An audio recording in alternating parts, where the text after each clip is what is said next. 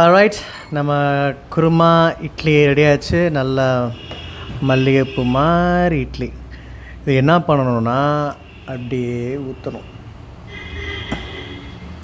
ஏன்னா இந்த குருமா வந்துட்டு தொட்டு சாப்பிடக்கூடாது. நல்லா பெனஞ்சு மூழ்கி அடிக்கணும். இட்லி வந்து நல்லா மூழ்கி அப்படி அடித்தா தான் சூப்பராக இருக்கும். நல்லா சிக்கன் பீஸை போட்டு ஏன்னா அப்படியே சாப்பிட்டு பாருங்கள்.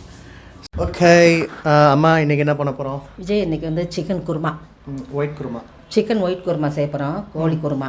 சரி, ஓகே. இதுக்கு என்னென்ன தேவைன்னா, கோழி 1/2 கிலோ எடுத்துருக்கப்பா. சரி. கோழியை வந்து நல்லா மஞ்சப்பொடி போட்டு கழுவி வச்சுருக்கேன். அதுக்கப்புறம் தேங்காய், ஒரு தேங்காய், ஒன் ஃபுல் தேங்காவா? ஒரு தேங்காய் வேணும் கண்டிப்பாக. இது தேங்காயே முக்கியமே. சரி, 1/2 கிலோ சிக்கனுக்கு. ஆமாம். கசகசா, சோம்பு, இஞ்சி, பூண்டு, பட்டை, கிராம்பு, வெங்காயம், பச்சை மிளகாய், பொட்டுக்கடலை. பொட்டுக்கடலை எவ்வளோ? சும்மா இந்த ஒரு 25 கிராம் போதும். ரொம்ப போடக்கூடாது. ரொம்ப போட்டால் கொலன்னு வந்துடும். ஓகே. இப்போ இதெல்லாத்தையும் வந்து எண்ணெய் ஊற்றி வதக்கி வச்சுக்கிறணும். சரி, ஓகே. சிக்கனை வந்து ஒரு சவுண்டு குக்கரில் இறக்கி வச்சிடணும். சரி, ஒரு சவுண்டு தான், அதுக்கு மேலே வைக்கக்கூடாது. சரி. இப்போ செஞ்சிடுவோமா? குக்கர் அடுப்பில் வைப்போமா? ஓகே. சிக்கனுக்கு தண்ணி ஊற்ற வேண்டாம். சரி. ஏன்னா அதிலே தண்ணி விட்டுரும். ஒரு சவுண்டு தான், உடனே இறக்கிடணும். சரி, ஓகே. ஒரு விசில் வந்தோடனே ஆஃப் பண்ணிடணும். சரி, ஓகே. அடுப்பை வச்சுக்கலாம். மா, இந்த இன்க்ரீடியன்ஸ் இப்போ வேறு என்ன வேணும்? இதுப்பா இப்போ வந்து நம்ம அரைச்சி வச்சுக்கிடுவோம். இதுக்கப்புறம் குருமா தாளிக்கிறதுக்கு வெங்காயம், பச்சை மிளகாய், தக்காளி, வரமிளகாய் எல்லாம் ரெடியாக வச்சுக்கிட்டு எண்ணெய் ஊற்றி எல்லாத்தையும் தாளித்து கோழிக்கறி அதில் போட்டு வதக்கி இந்த அரைச்ச பேஸ்ட்டு அதில் கலக்கி ஊற்றிடணும். சரி, லேசாக ஒரு கொதிதே வரணும். ரொம்பலாம் கொதிக்கக்கூடாது. குருமாவை அரைக்கிறோம். சரி, ஓகே. எண்ணெய் நல்லா ஊற்றணும். இதுனா ஒரு 3 டேபிள் ஸ்பூன் வருமா? என்ன ஒரு கரண்டி, ஒரு குளிக்கரண்டி எண்ணெய். தாமு சார் சொல்கிறோம். ஒரு குளிக்கரண்டி.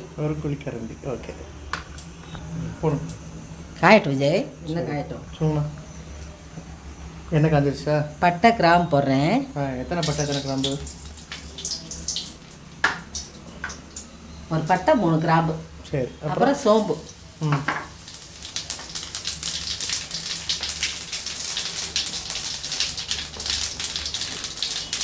வெங்காயம் விஜய்.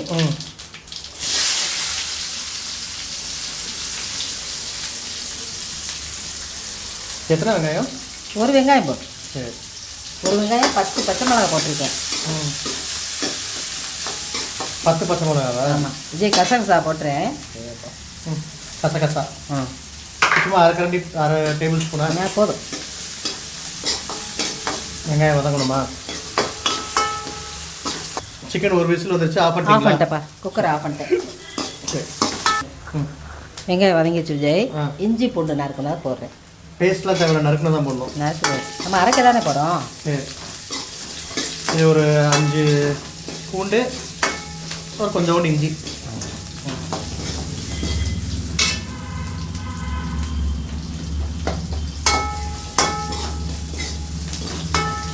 ஓகே, வதங்கிடுச்சு. அப்புறம் பச்சை மிளகா போடுறேன். ஓகே.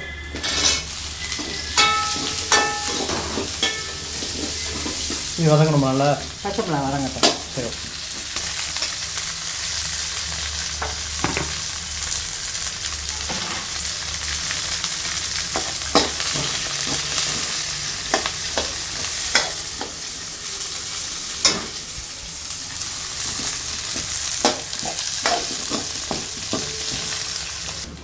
விஜய், எல்லாம் வதங்கிடுச்சு. தேங்காய் போடுறேன். ஒரு மூடி தேங்காய் கரெக்டா? ஒரு மூடியில் ஒரு தேங்காய். சரி, ஒரு தேங்காய். ஒரு முழு தேங்காய்.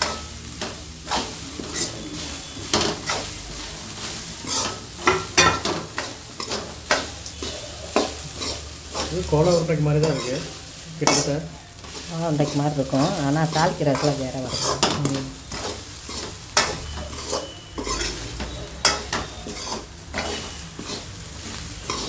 வதங்கணுமா? எவ்வளோ நேரமா வதங்கணும்? வதங்கிடுச்சு. அவ்வளோதானே? வதங்கிடுச்சு. ரொம்பலாம் வதங்கக்கூடாது. சரி. சும்மா ரா ஸ்மெல் போகிற வரைக்கும், பச்சை ஸ்மெல். பொட்டுக்கடலை போட்டுடலாமா? இதில் பொட்டுக்கடலை போட்டுடணுமா? சரி, ஓகே. பொட்டுக்கடலை போட்டு. பொட்டுக்கடலை உடச்சிக்கடல.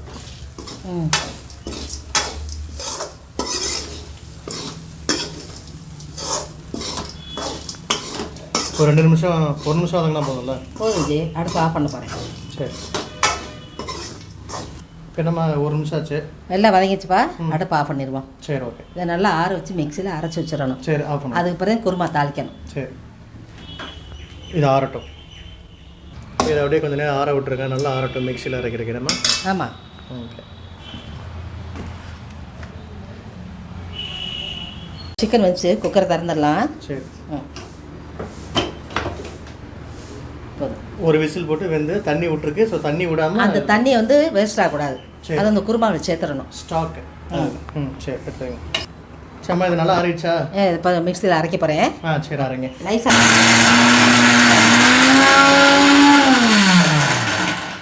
ஆமாம், தண்ணி ஊற்றி அரைக்கணும்.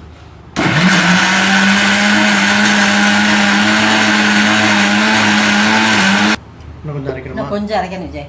சரி. ரொம்ப எப்படி அரைக்கணும்? நைஸாக அரைக்கணுமா?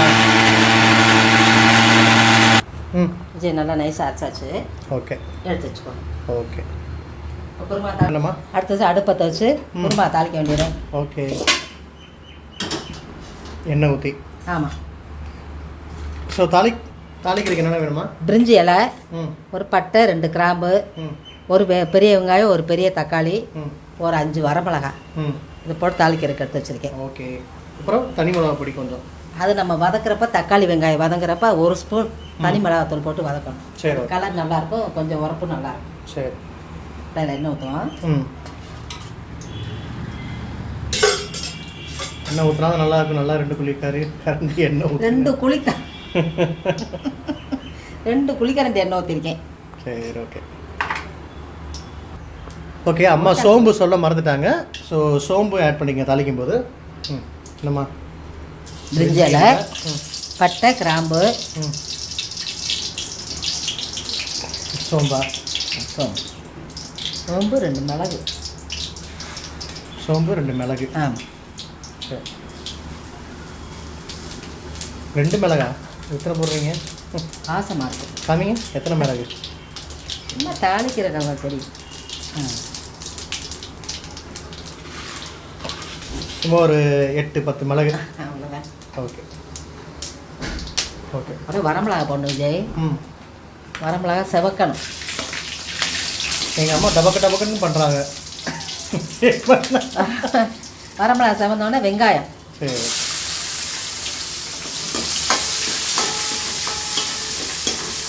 சாப்பிட்டா சமைச்சு பழைய போச்சு. வெங்காயம் வதங்கணுமா? வெங்காயம் வாங்கணும். வெங்காயம் வதங்கிச்சா? விஜய் வெங்காயம் வதங்கிடுச்சு. தக்காளி போடுறேன். இன்னும் நம்ம உப்பே போடல விஜய். இனிமேட்டு உப்பு போட போகிறோம். சரி, ஓகே.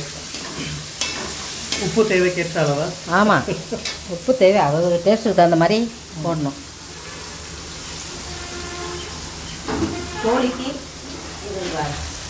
கோழிக்கு எதுக்குமே உப்பு போடல. உப்பு போட்டேன். சரி. எவ்வளோ உப்புமா? எல்லாமே ஒரு இதாக இருந்தே விஜய். உப்பெல்லாம் கணக்கு சொல்ல முடியாது. சரி.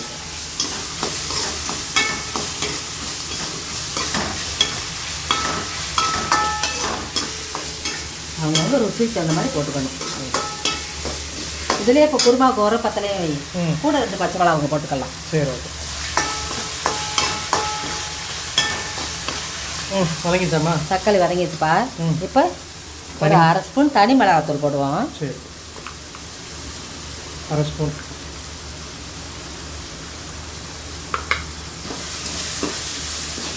காரம் வேணுங்கிறவங்க எக்ஸ்ட்ரா போட்டுக்கலாமா? இல்லை, போதும்.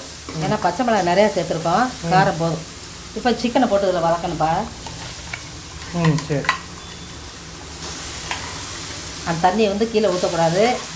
குருமாவில் சேர்த்துடணும். சரி.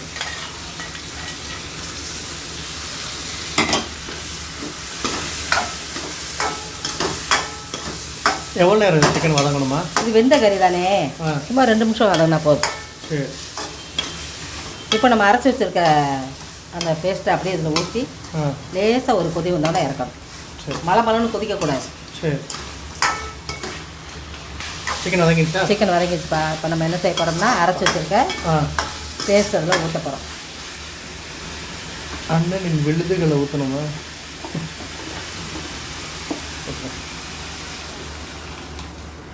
அப்படிதான் இன்னும் இருக்குது. இந்த தண்ணி இருக்குல்ல விஜய், இதை ஊற்றிடணும். சரி, சிக்கன் ஸ்டாக்கு, கோழி வேக வைத்த தண்ணி. கோழி வேக வச்ச தண்ணி.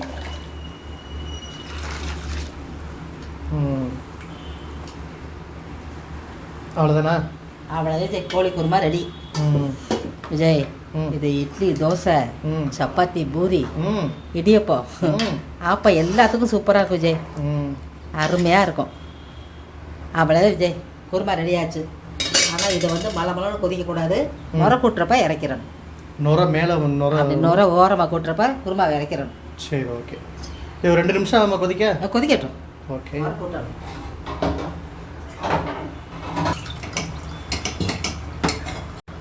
ஓகே அம்மா, நல்லா கொதிக்குது. நீ இறக்கிடலாம் விஜய். விஜய் கொதிக்குது, நீ குருமா இறக்கிடுவோம். அவ்வளோதானா? மல்லித்தலை போடக்கூடாது விஜய். சரி, ஓகே. மல்லித்தலை போட்டால் அந்த டேஸ்ட்டே மாற்றிடும். சரி, ஓகே. அதனால் மல்லித்தலைலாம் வேண்டாம். ஓகே. குருமா இறக்கிறேன். கொதிச்சிருச்சு. ஓகே. ரைட், நம்ம குருமா இட்லி ரெடி ஆச்சு. நல்லா மல்லிகைப்பூ மாதிரி இட்லி. இது என்ன பண்ணணும்னா அப்படியே ஊற்றணும். ஏன்னா இந்த குருமா வந்துட்டு தொட்டு சாப்பிடக்கூடாது. நல்லா பெனஞ்சு மூழ்கி அடிக்கணும். இட்லி வந்து நல்லா மூழ்கி அப்படி அடித்தா தான் சூப்பராக இருக்கும். நல்லா சிக்கன் பீஸை போட்டு ஏன்னா அப்படியே சாப்பிட்டு பாருங்கள். சாப்பிட்டு பாருங்க எப்படின்னு சொல்லுங்கள். லைக் பண்ணுங்கள், ஷேர் பண்ணுங்கள், கமெண்ட் பண்ணுங்கள், சப்ஸ்கிரைப் பண்ணுங்கள், பெல் ஐக்கானை தட்டிடுங்க. Thank you so much guys. பாய்.